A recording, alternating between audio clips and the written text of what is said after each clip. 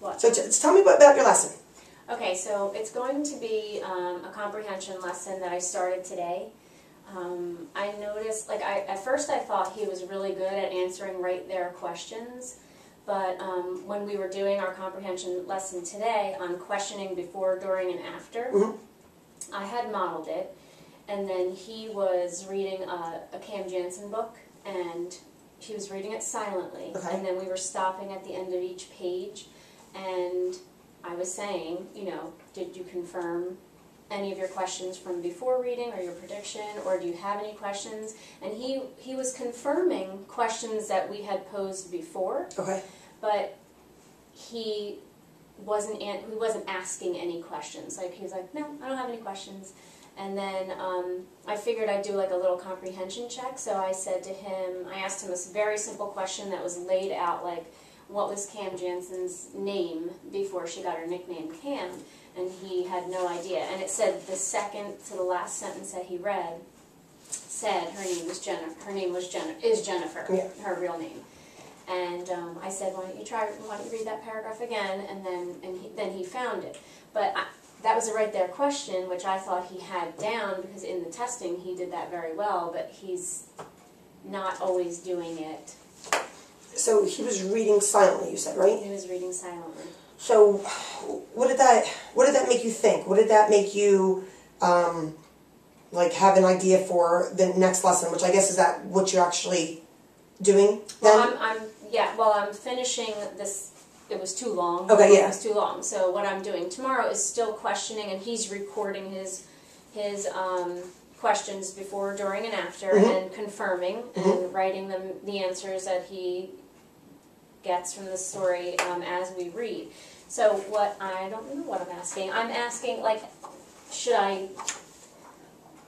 I guess maybe I should also do some, maybe the question types. I was going to ask you what you think, if that type of question wasn't working, do you think a different type of question could work? I mean, it was a right there question. That's a basic question. Well, I guess that wasn't really my goal of the lesson, so maybe I should have... Okay, what was your goal? The goal of my lesson is to just get him thinking what you do before you read a book, while you read a book, and when you're done. Because I feel like he doesn't do that. Like, I feel like he just reads it and, you know, he's just kind of like, whatever. You know, and whatever he gets, and whatever he doesn't, you know, he doesn't. And you said this isn't silent reading, correct? Well, this was silent. He's going into 4th grade. Yeah. So I'm taking 2nd grade level text, or level J and K text, and trying to get him to, like, we're talking about it orally, but I want him to read it silently, because I feel like that's where he's going to need to be in 4th grade. Absolutely. I understand what you're saying. And we did do fluency where he read orally. Okay. In the comprehension piece, I was going to go with the silent reading. Well, if you... I mean, is it okay to do more than one type of reading in that chapter? Like, is it okay to do silent and oral reading? And then I'm wondering if you tried multiple or variety of ways to read it. If maybe you could pinpoint when and where he's having that trouble. But I don't know. What do you think? I don't know. I mean, maybe if maybe I need to cut down the portions of text that he's reading, because he read the whole page, which I thought wasn't a lot of text. But maybe if we stuck to just... How many words do you think it was? It was probably on that page, maybe 60. Okay. So it probably wasn't long and very long, but for whatever reason for him, maybe something's going on. Maybe there's a breakdown. I don't know what it is either, but I would imagine as you continue to work on these skills, it's going to come out. So what is your plan then to do for tomorrow? That's different than today. Well, tomorrow I was just going to finish. I didn't finish. Obviously I had to cut it short, but I wanted to finish reading the book and confirming our prediction from the beginning, and trying to answer the questions that he has. He's not posing any questions, so should I put a sticky note in there and say maybe what question is in your mind right now? Am I hearing you say almost forcing him to write it down? Yeah. That sounds like a good idea. You come up with this idea. This is it. I mean, what's the worst thing that could happen? he still won't have a question. That's it. That's the worst. But you're already there, right? So in the grand scheme of things, that's not that bad then. But I think if you put it there, maybe he will. All right. So I mean, I've already read the book. Obviously, I know where a couple questions should arise that would, it's a mystery. So obviously, at certain points in the text, you should have some questions about, the turn of events. So if I put a little sticky note there, maybe he'll have to stop and think about a question, and then I guide him through it. Yeah, maybe. I mean, he writes it down, I don't and want to then give him the question. no. But if he writes it down, you could maybe you go over it, you discuss it, and maybe as you're discussing that question, maybe there's a question you really want him to find, but he doesn't find it. Maybe you lead him, like the way we do with coaching. Okay, so what I hear you saying is this. Was there anything else?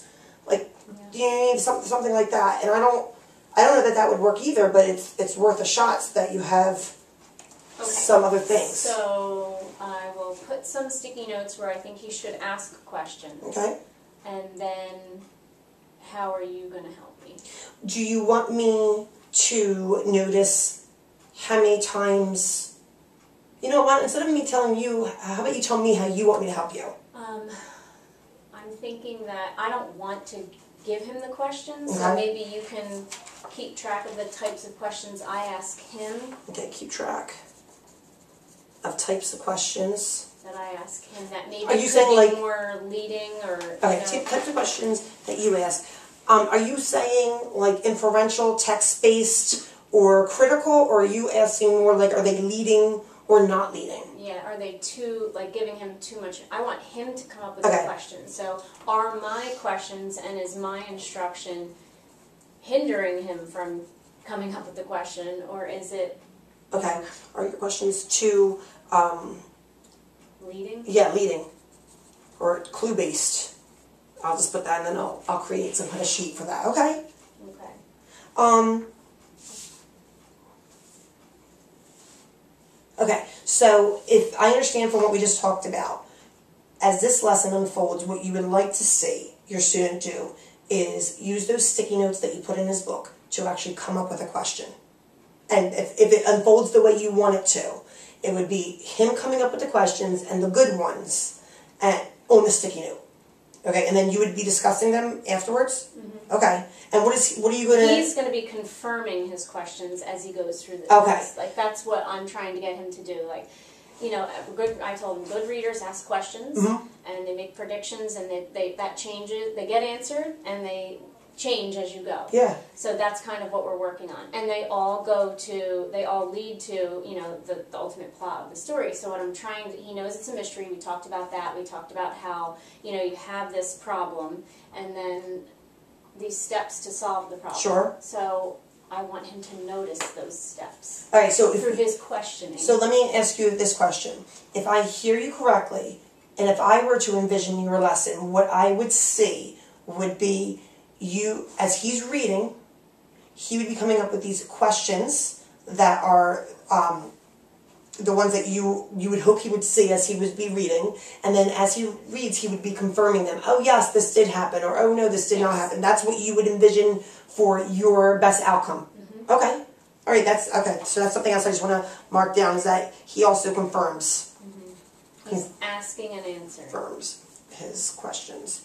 Or asking and answering, and like you said, sometimes he wouldn't be able to answer, but that's okay too. And asking and answering.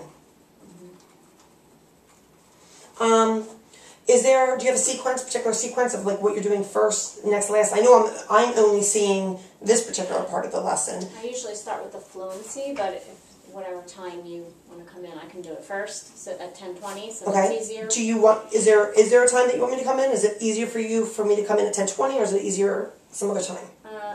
I guess just come in at like 10:20. Okay. I'll do the comprehension first, and then. Okay. And what room are you in? 1069. Okay.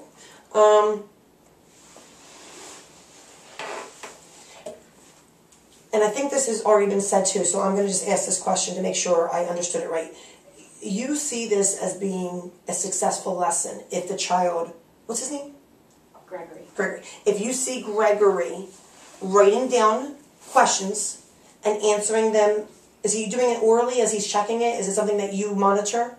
Yeah, we're stopping at the end of every page and talking about the questions that he had. Okay. And if they were answered. He actually is good at answering them. He's not asking any Okay, questions. so good at asking. So I feel like I'm guiding him too much. So it would be a more successful lesson for you if he actually asks questions this time.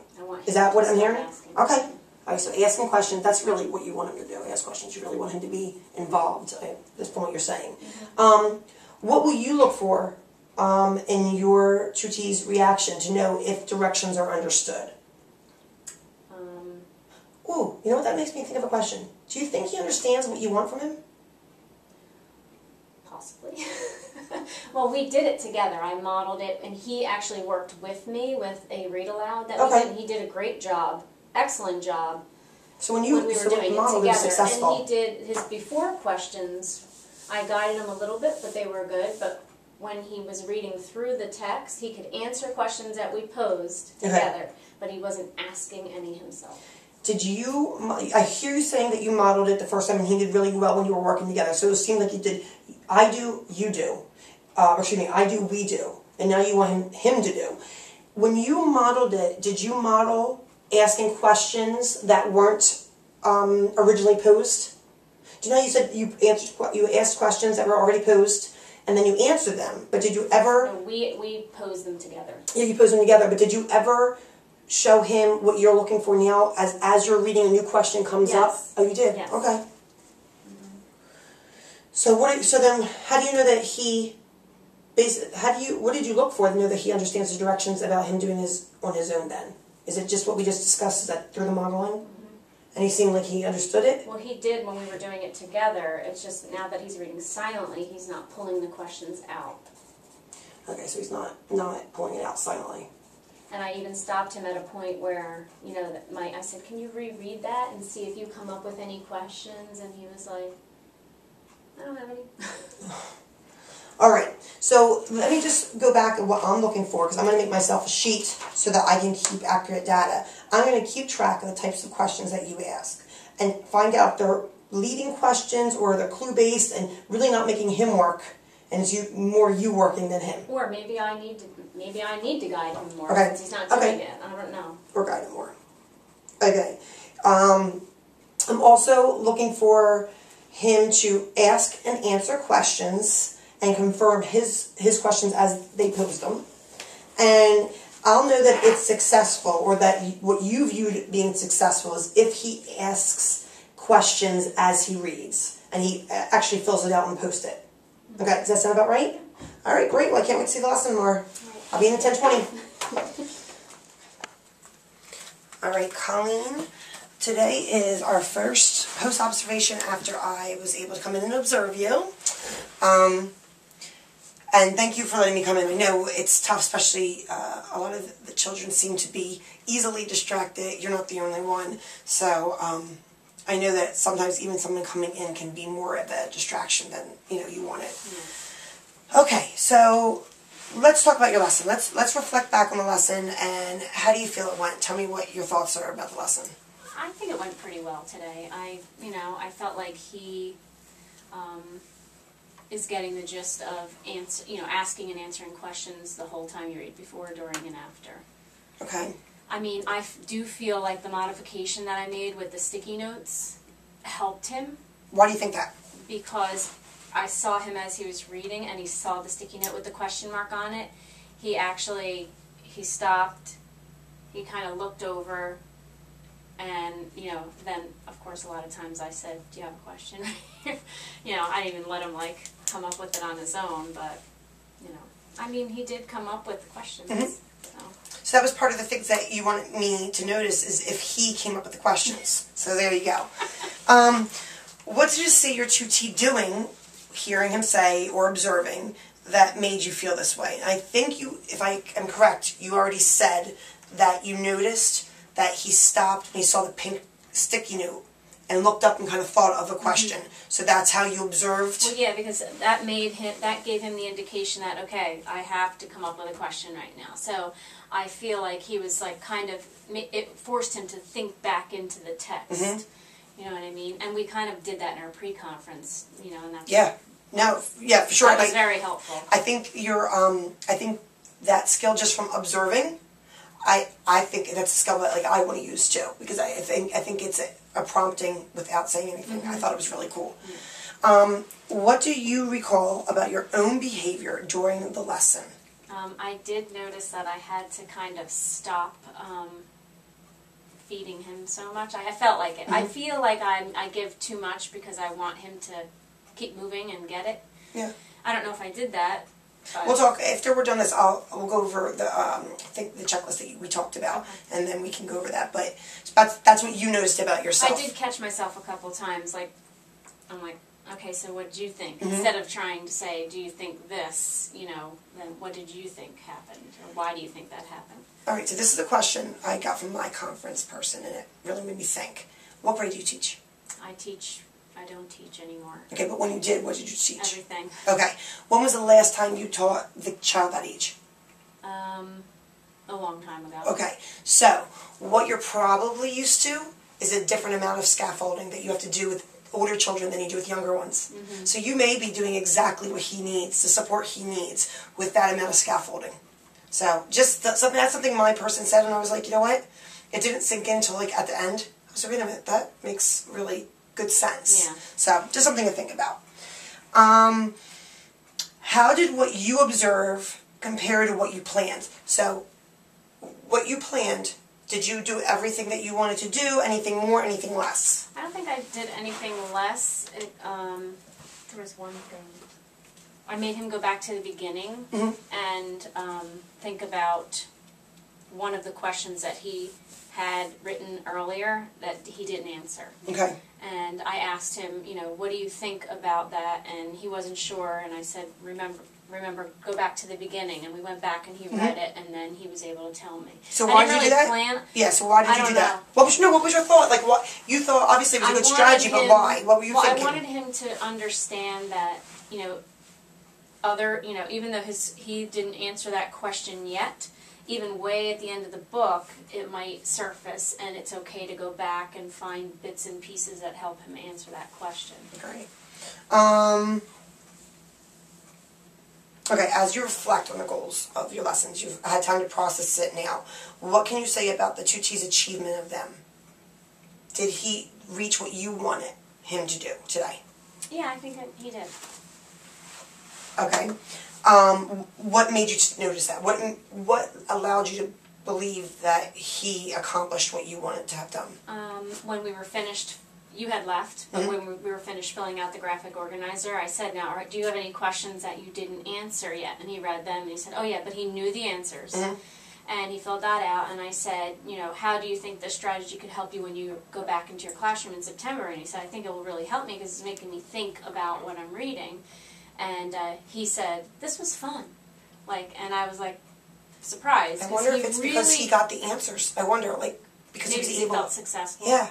Yeah. And I said to him, you know, you don't always know the answer, but it's okay to go back in. And that was, you know, that was the thing that just came up without me planning it. But I told him we'll do more of that, and really basically just thinking as you're reading and asking questions will help you understand it better. So then at the end we did like a little exit ticket where I had to say, how does asking questions before, during, and after reading help you? And he did write, you know, it helps you understand what is happening to the character in the book. So I thought that was one of the things that you did in the beginning. You asked him, or said something like, remind me what good readers do. And he was able at the beginning to also tell you skills or visible things that they do before, during, and after. But I thought that was a really good way to prompt, to get him thinking, okay, we're going to do this. So that was something I was like, okay, that was really cool. I like that he knew it. You weren't just asking, he already knew it.